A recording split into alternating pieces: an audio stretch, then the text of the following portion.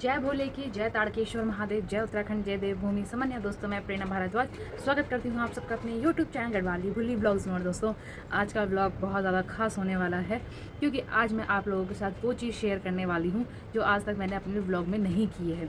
तो आज मैं शेयर करने वाली हूँ अपनी प्रेगनेंसी जर्नी। जी हाँ, आज तक अभी तक मैंने किसी के साथ शेयर नहीं करी कि मेरे 9 महीने की जर्नी दोनों टाइम, हनुमंत के टाइम पे भी और हमारी हंसी के टाइम पर भी कैसी रही। मैंने अभी तक किसी के साथ शेयर नहीं करी, किसी के साथ भी क्या अपने घर में भी शेयर नहीं करी कि उस टाइम पे मुझे क्या क्या प्रॉब्लम्स हुई। आप लोगों को तो पता ही नहीं चला होगा क्योंकि डायरेक्ट मैंने डिलीवरी के व्लॉग्स डाले थे, मैंने पहले से रिवील नहीं किया था क्योंकि मुझे थोड़ा अटपटा सा लग रहा था कि किस तरीके से रिवील करूँ, क्या बोलूँ। और क्योंकि बहुत जल्दी ये सब हो गया तो पता भी नहीं चला और बताने का मौका भी नहीं मिला और कैसे बताया जाए ये भी समझ में नहीं आया था। फैमिली मेम्बर्स को भी बहुत ज़्यादा लेट पता चला था इस बारे में और वो सब भी एकदम शॉक्ड हो गए थे आप लोगों की तरह। तो ये सबके लिए एक सरप्राइज़ था हंसी के टाइम पे भी। और सब कुछ बहुत बहुत अलग था। मेरी दोनों प्रेगनेंसी जर्नी, हनुमंत के टाइम पर भी और अभी भी हंसी के टाइम पर भी, दोनों प्रेगनेंसी जर्नी मेरी बिल्कुल अलग थी। ऐसा नहीं है बिल्कुल सेम थी, दोनों टाइम मेरी जर्नी दोनों अलग अलग थी और मैं तो बहुत कंफ्यूज हो गई थी। तो मुझे समझ में नहीं आ रहा था कि क्या हो रहा है मेरे साथ भाई। तो चलो आज आपके साथ शेयर करते हैं कि कैसे कैसे सब कुछ मैंने मतलब हुआ, क्या क्या मतलब मेरे साथ अप्स एंड डाउन्स हुए, कैसे मैंने सब चीज़ें मैनेज करी, मतलब ब्लॉगिंग भी, हनुमंत को भी और ख़ुद को भी और घर को भी, सब कुछ कैसे मैनेज किया। क्योंकि ऑफकोर्स ब्लॉग्स में देख कर तो बहुत ईजी लगता है कि अरे सबने सब संभाल लिया कर लिया, लेकिन एक्चुअल में मुझे ही पता है कि मैंने कैसे सब कुछ संभाला। तो चलिए बढ़ते हैं आगे की तरफ और आपके साथ शेयर करते हैं मेरे खास पल, मेरे अप्स एंड डाउन्स एंड चलिए। तो दोस्तों मेरी फ़र्स्ट जो जर्नी थी यानी हनुमंत के टाइम की प्रेगनेंसी जर्नी मेरी बहुत अच्छी रही। मतलब क्योंकि फ़र्स्ट टाइम भी था तो मतलब इतना मुझे पता नहीं था, हालांकि मुझे लगा था कि बहुत ज़्यादा डिफ़िकल्ट रहेगा, लेकिन सीरियसली मेरी फ़र्स्ट प्रेगनेंसी जर्नी बहुत ज़्यादा ऑसम थी। मतलब मैं उसको सोच के बहुत ज़्यादा खुश होती हूँ कि वाह कितनी अच्छी प्रेगनेंसी जर्नी रही मेरी। कोई मॉर्निंग सिकनेस नहीं, कोई मुझे मॉर्निंग में उल्टी नहीं होती थी, ना ही मुझे खाने पीने में कोई, हाँ लेकिन मुझे दूध वाली चीज़ों से बहुत ज़्यादा प्रॉब्लम शुरू हो गई थी। मैंने अपने 9 महीने की जर्नी में दूध नहीं पिया, मतलब दूध मैंने बहुत नाक बंद कर करके, जब मुझे डॉक्टर्स ने कहा कि पीना है आपको, पाउडर मिला के उन्होंने एक बॉक्स दिया था, डब्बा दिया था पाउडर का, और वो मुझे दूध में मिला के पीना होता था। तो मैं नाक बंद करके और किसी तरह उसको पीती थी बस। चाय नहीं पीती थी मैं, पनीर नहीं खाती थी। पनीर मेरा फेवरेट जो था, अब तो खैर नहीं है, पनीर मेरा बहुत ज़्यादा फेवरेट था उस टाइम पे। पनीर से मुझे गुस्सा आने लगा देखकर, मतलब मैं सोचती थी पनीर मत लाओ प्लीज़। और एक गंदी सी स्मेल आती थी मुझे, पता नहीं कैसी स्मेल थी वो, कहाँ से आती थी। मैं जहाँ भी जाती थी वो स्मेल मुझे फॉलो करती थी।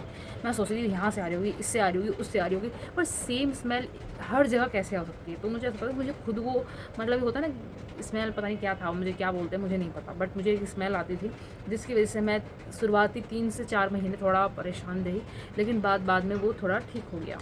दूध वाली जो प्रॉब्लम थी कि दूध ना पीना, दूध की चीज़ें ना खाना, चाय ना पीना, पनीर ना खाना, ये मेरे 9 महीने तक रहा। मैंने चाय डिलीवरी के बाद पी, फिर मुझे चाय बहुत ज़्यादा टेस्टी लगी, सीरियसली बहुत ज़्यादा अच्छी लगी। पर शुरुआत में मुझे चाय बिल्कुल नहीं पसंद आई। 9 महीने तक मैंने चाय नहीं पी थी। काली बहुत अच्छी रही। क्या चीज़ मैंने 9 महीने रेगुलर करी, नारियल पानी। सीरियसली हनुमंत के टाइम पे मैंने 9 महीने जितने दिन हो सकता था, कभी सर्दियों में भी नारियल पानी दबा के पिया, खूब खूब खूब खूब पिया और बहुत अच्छा रहा, बहुत अच्छा रिजल्ट मिला। इससे क्या होता है कि आपकी बॉडी डिहाइड्रेट नहीं होती, मतलब हाइड्रेट बॉडी रहती है, पानी की कमी नहीं होती।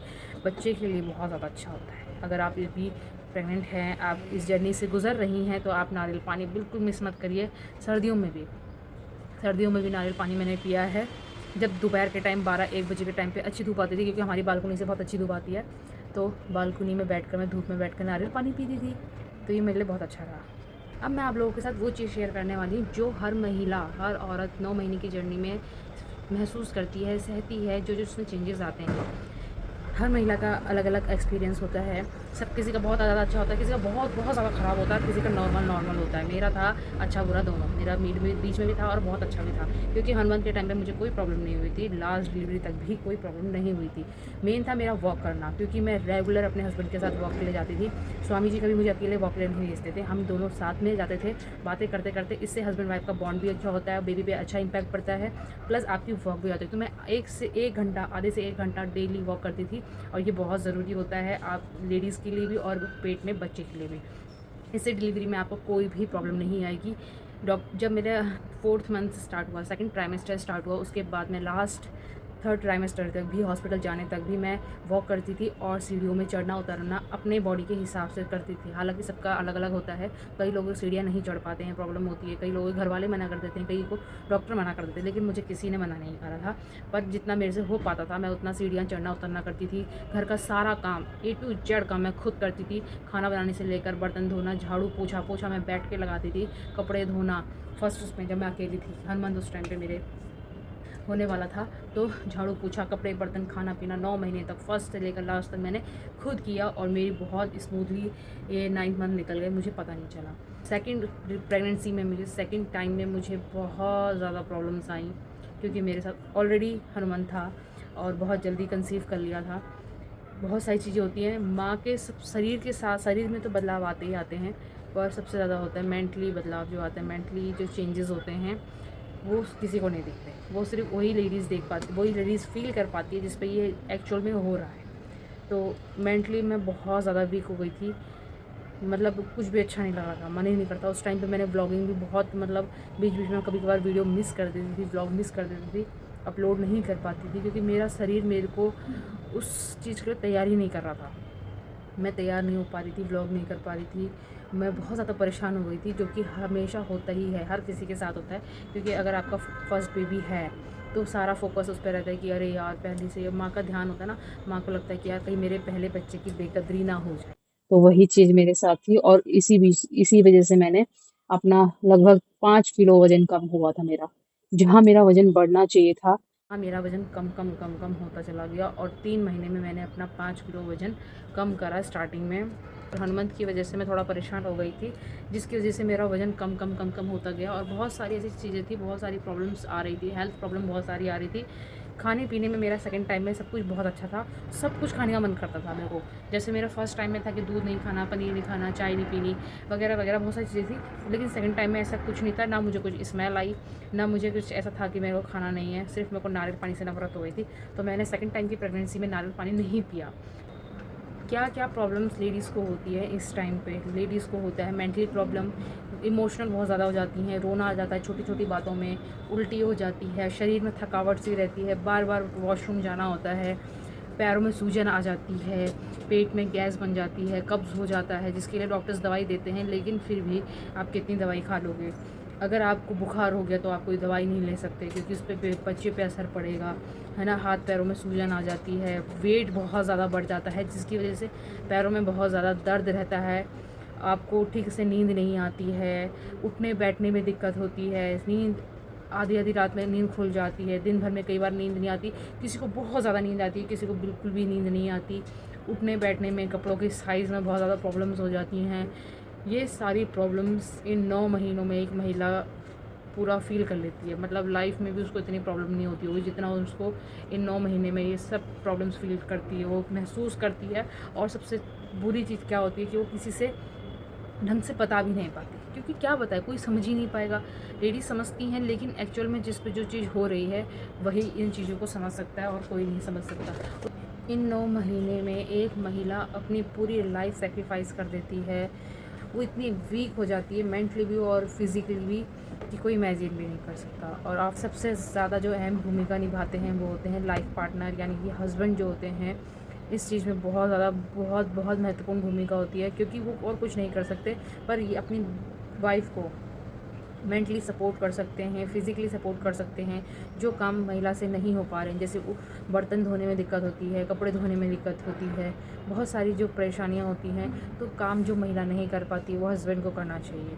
अगर आप ऐसे टाइम पे अपनी वाइफ की हेल्प नहीं करते हैं तो इन फ्यूचर अगर आप कुछ भी करते हैं उनके लिए, तो वो आपके लिए उतना वैल्यू नहीं करेगा, उस लेडीज़ के लिए उतना वैल्यू नहीं करेगा, क्योंकि आपने तब उसकी हेल्प नहीं करी जब उसे सबसे ज़्यादा ज़रूरत थी आपकी।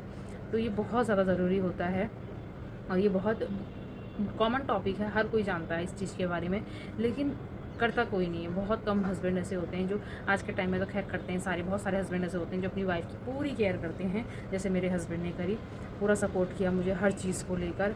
कभी कभी गुस्सा भी आ जाता था मुझे कि यार कभी ऐसा होता ना अपने मन का नहीं हो रहा। और प्रेगनेंसी के दौरान महिलाएं बहुत सारी बीमारियों का शिकार हो जाती हैं, जैसे उन्हें एनीमिया हो जाता है, ब्लड प्रेशर, शुगर, थायराइड, ये चीज़ें ना बहुत कॉमन है जो कि नॉर्मल डिलीवरी के टाइम पे प्रेगनेंसी में लेडीज़ का बढ़ जाता है।